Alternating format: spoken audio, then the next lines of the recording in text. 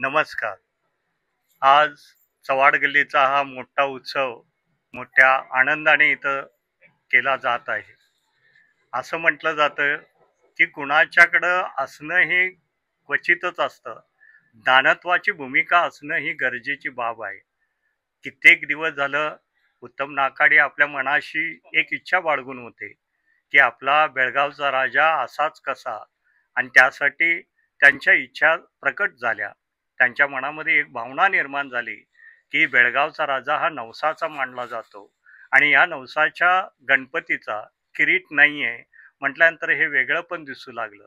त्यांच्या मनामध्ये, त्यांच्या कुटुंबियांच्या मनामध्ये एक भावना प्रकट झाली आणि ते म्हणायला लागले की आमच्या वतीनं कमी का खर्चात होईना चांदीचा एक किरीट द्यावा आणि आमची सेवा बजावी, अशी त्यांच्या मनात इच्छा झाली. आणि त्यांच्या कुटुंबियाच्या सर्वांच्या मताने हा किरीट तयार करण्यात आला. किती किमतीचा आहे, कोणत्या याने केलेला आहे, हा विचार मनात न धरता भावना किती लपलेली आहे, त्यामध्ये भावना किती आहे.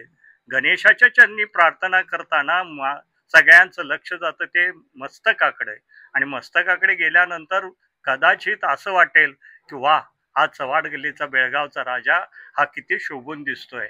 फक्त इतकीच भावना मनात ठेवली आणि आजपर्यंत या नाकाडी कुटुंबियांनी खूप अशी सेवा केलेली आहे. उत्तम नाकाडी हे स्वतः देवदादाच्या सासनकाठीबरोबर ती पायी चालत जायचे, त्यांची बैलजोडी जुंपायचे.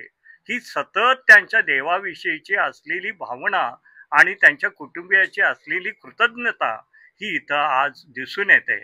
फक्त चव्हाड गल्ली नाकाडी कुटुंबच नाही आहे, चव्हाड गल्ली म्हणजे नाकाडी सारखं त्यांच्या बरोबर ती चालणारं कुटुंब आहे.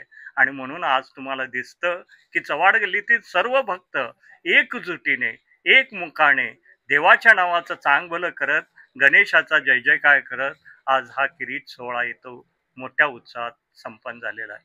शेवटी एवढंच सांगेन की मनामध्ये चांगली भावना असेल की जग चांगलं दिसतं, आणि जग चांगलं दिसलं की सगळी सद्भावना आपल्या गणेशाच्या चरणी अर्पण केल्याचं.